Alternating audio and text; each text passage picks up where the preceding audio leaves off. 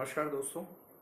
संस्था पौरुष इंदौर और राष्ट्रीय पुरुष आयोग समन्वय समिति दिल्ली की ओर से मैं आपका दोस्त अशोक दशोरा सभी पुरुषार्थी साथियों का हार्दिक अभिनंदन करता हूं, स्वागत करता हूं। दोस्तों, हिंदुस्तान भर से जितने भी कॉल्स हमारी हेल्पलाइन पर आते हैं उनका विश्लेषण करने पर कुछ चीज़ें हमें ज्ञात हुई है। आज हम उन्हीं सब समस्याओं के बारे में इस वीडियो में चर्चा करेंगे। सबसे पहली बात तो यह है कि पता नहीं क्यों हिंदुस्तान के मर्दों के साथ सबसे बड़ी दिक्कत यह है कि वो अपनी समस्या बताते समय सही बात, सच को बताना ही नहीं चाहता है। आधी अधूरी बात हमसे करता है, आधी हकीकत और आधा फसाना वाली बात हमसे करता रहता है।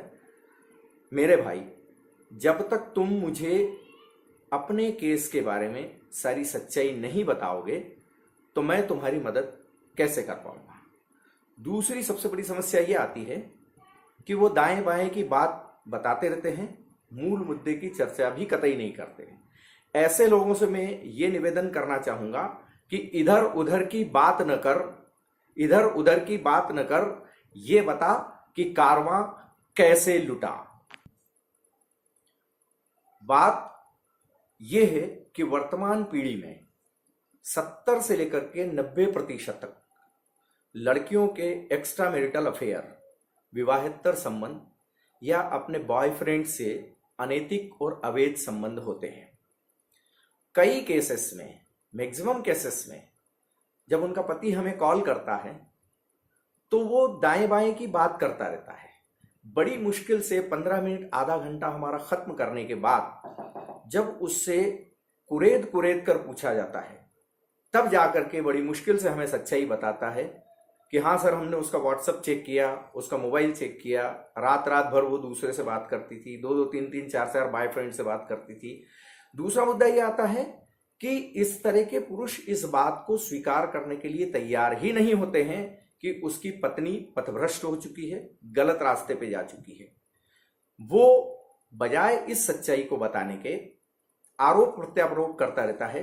कभी बोलता है हमारा ससुर उसको जबरदस्ती ले गया, कभी बोलता है सासू ने भड़काया, कभी बोलता है ननद ने, देरानी ने, जेठानी ने। ये अनावश्यक बातें करके क्यों हमारा समय वेस्ट करते हो? भाई मेरे, अगर अब तेरी पत्नी जनक नंदिनी माता सीता है तो फिर तेरे साथ रहने में तकलीफ क्या? तू यदि मर्यादा पुरुषोत्तम राम है, तेरी पत्नी सीता के समान पवित्र है, तो फिर तुम दोनों के बीच में कोई डिस्प्यूट पैदा नहीं होना चाहिए। अगर तू राम है तो कहीं ना कहीं तेरी पत्नी गलत है, अगर वो जनक नंदिनी है तो तू अपनी गलतियां मुझे बता दे। लेकिन नहीं, न तो वो स्वयं की, अगर शराब पीने वाला होगा तो नहीं बताएगा, पाउच गुटखा खाने वाला होगा तो नहीं बताएगा, जुए सट्टे वाला होगा तो नहीं बताएगा, अपनी जानकारी छुपा लेता है।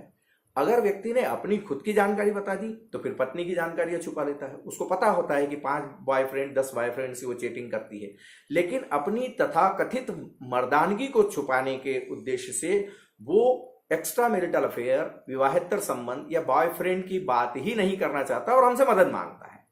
भाई मेरे, अगर तू सच्चाई बता देगा तो हम तुझे बता देंगे कि एडल्ट्री के आधार पर तुझे तलाक मिल सकता है। अगर वो मारपीट करती है, लड़ाई झगड़े करती है, नोच खसोट करती है, लैंगिक आक्रमण करती है, तो हम तुझे बता दें कि क्रूएल्टी के आधार पर तुझे तलाक मिल सकता है। लेकिन नहीं, वो इन सच्चाइयों को छुपाता रहता है और आरोप प्रत्यारोप करता है सास पर, ससुर पर, उसके भाई पर। इस तरह की बातें करने से न तो हम आपकी मदद कर पाते हैं और न ही आपको लीगल तरीके से कोई सलाह या मशविरा दे पाते हैं।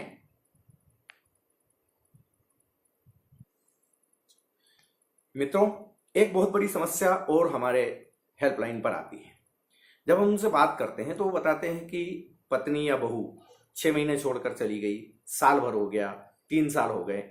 हम जब उनसे प्रतिप्रश्न करते हैं कि भाई आपने क्या किया, तो उनका जवाब होता है हमने तो कुछ भी नहीं किया।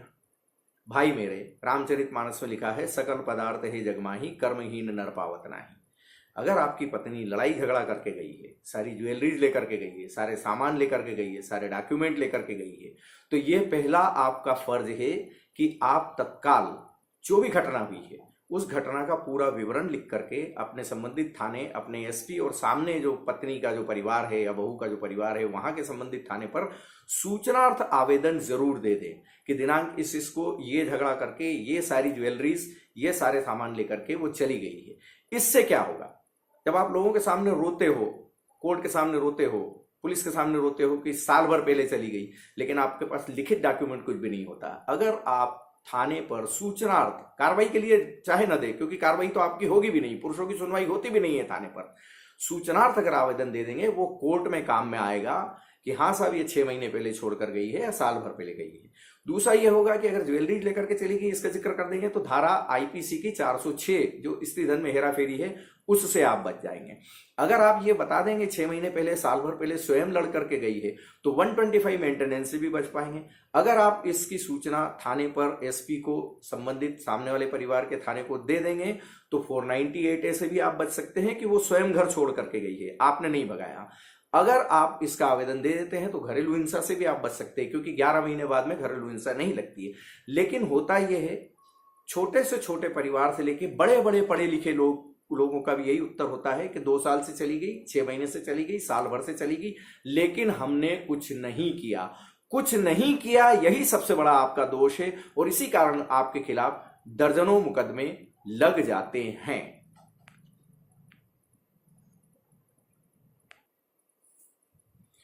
मित्रों, एक और बहुत बड़ी समस्या है। हिंदुस्तान के संविधान की सिर्फ एक लाइन में मैं व्याख्या करना चाहूंगा।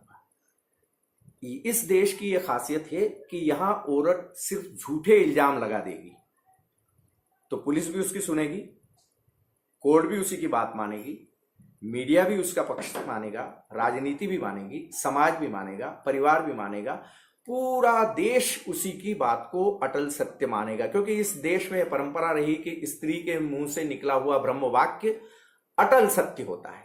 लेकिन मर्दों की कहीं सुनवाई नहीं होगी। अगर आपको अपनी बात बताना है तो उसके लिए आपको सबूत बनाना है। जब भी आपका पत्नी या बहू से विवाद हो, कोशिश करें कि घर का कोई परिवार उसका वीडियो रिकॉर्डिंग कर ले, सीसीटीवी फुटेज में रखें। अगर आमने सामने बात नहीं हो रही है, परोक्ष रूप से बात हो रही है, तो आपके मोबाइल का ऑडियो रिकॉर्डिंग चालू करें। आप कोशिश करें कि आप क्रोधित ना हो, गाली गलौज या बदतमीज अभद्रतापूर्ण की भाषा का उपयोग ना करें, सामने वाले को भरपूर गालियां देने दें, ताकि ये सबूत आपको कोर्ट में काम में आ सके। अगली बात ये, अगर उसके माता पिता, भाई बहन अगर आपको धोस देते हैं तो इन्हें भी रिकॉर्डिंग करें। अगर थाने से भी अगर आपके पास में धोस भरा कॉल आता है तो आप उसकी भी रिकॉर्डिंग करें, क्योंकि आपको ये मान करके चलना है कि हिंदुस्तान की जो पुलिस है वो पुरुष की कतई मदद नहीं करती है। पुलिस वाले स्त्री के माँ बाप, भाई बहन सब बन जाते हैं, इसलिए वो आपकी मदद नहीं करेंगे, ये आपको बिल्कुल मान करके चलना। जुडिशरी भी जो है वो दूध की धुली हुई नहीं है, वो भी इंक्लाइंड है, वो भी आपकी मदद नहीं करेगी। देखो भाई मेरे, जिस दिन बहू या पत्नी घर छोड़ करके जाती है तो जितना आप घर में सबूत बना सकते हैं वो तो बनाएं। अगर सीसीटीवी आपके घर में है तो बहुत अच्छी बात है, नहीं है तो अपने गली मोहल्ले या बाजार जिस रास्ते से वो गई है तत्काल आप वहां से सीसीटीवी फुटेज निकलवा लें। ओरिजिनल डिवाइस को यथास्थिति में रखें, कॉपी अपने पास में रखें, ताकि 65B के अंतर्गत आप उसको कोर्ट में सबूत के रूप में पेश कर सकें। दूसरी बात, जब वो घर छोड़ करके जा रही है तो कितनी ज्वेलरीज वगैरह लेकर गई है ये सारा अपनी जो सूचनार्थ दें उसमें बिल्कुल इसको डिफाइन कर दें। दोस्तों, पत्नी या बहू के घर छोड़ करके जाने के बाद मायके से आपके पास में महिला थाने का धमकी भरा फोन आ सकता है, वन स्टॉप सेंटर का आ सकता है, महिला आयोग की तरफ से आ सकता है, सखी सेंटर से आ सकता है, महिला सेल से आ सकता है, या जितने भी 1-1.5 डजन जो महिलाओं की हिमायती जो अलग अलग सेंटर है वहां से आपके पास धमकी भरे हुए फोन आ सकते हैं। इनमें से किसी को भी कोई जुडिशरी पावर नहीं होता है, ये सिर्फ धमकी देने का काम करते हैं, परिवारों को तोड़ने का काम करते हैं, आपको जबरदस्ती प्रताड़ित करने का काम करते हैं। इनकी कोई औकात नहीं है। इनके जब भी फोन आपके पास में आए आप उनकी कॉल रिकॉर्डिंग कीजिए। अगर ये बुलाएं आप जाइएगा, सारे सबूत के पास में अगर आपको उत्पीड़ित करें तो आप जेब के अंदर कोई भी ऑडियो रिकॉर्डिंग डिवाइस रखें ताकि इनकी औकात इनको बताई जा सके। सखी सेंटर पर, वन स्टॉप सेंटर पर या महिला सेल पर जो भी बैठी हुई होती है वो कोई दूध की धुली हुई नहीं होती है। वो एक पक्षीय बात करती है, आपको प्रताड़ित करके आपसे आपका आर्थिक नुकसान करना और उस औरत को दिलाना चाहती है, जबकि इनको कोई पावर नहीं होता है, सिर्फ जुडिशरी को पावर होता है। इनसे कभी भी भयभीत न हो, इनसे डरे नहीं, इनके सामने सच बताएं, सच पर अड़े रहें। और दूसरी बात, अगर कायमी करने का अधिकार होता है तो सिर्फ थाने का होता है, इनमें से किसी की कोई औकात नहीं होती है। अगर आर्थिक मानदेय या भरण पोषण दिलाने का अधिकार होता है तो फैमिली कोर्ट का होता है, इनकी किसी की औकात नहीं है। हमने कई बार सुना है कि सखी सेंटर वाले, महिला थाने वाले ये बोलते हैं इतने 1000 रुपया प्रति माह देना शुरू कर दे वरना तेरे खिलाफ FIR दे। इनकी कोई औकात नहीं है, इनकी मत सुनिएगा बिल्कुल। सिर्फ और सिर्फ फैमिली कोर्ट ही मेंटेनेंस दिलवा सकती है। तो दोस्तों, आज के इस वीडियो में बहुत सारे आपके प्रश्नों का हमने जवाब दे दिया है। हम आपसे निवेदन करना चाहेंगे कि कॉल हमारे हेल्पलाइन पर या कॉल सेंटर पर जब भी फोन करें, कम से कम समय पर ध्यान रखें, क्योंकि आपसे जो व्यक्ति मदद कर दे रहा है आपको, वो भी जीता जागता इंसान होता है। इसलिए आप सुबह 5 बजे या रात को 12:30 या 1 बजे फोन न करें। आप समय का ध्यान रखें, 10 से लेकर के शाम को 6 बजे के बीच में कॉल करें। नमस्कार, आपका दोस्त अशोक दशोरा यहीं पर आपसे इजाजत चाहता है। अगले वीडियो में आपसे मुलाकात होगी और भी कई लीगल पॉइंट्स पर चर्चा के साथ। नमस्कार, धन्यवाद, जय हिंद, वंदे मातरम।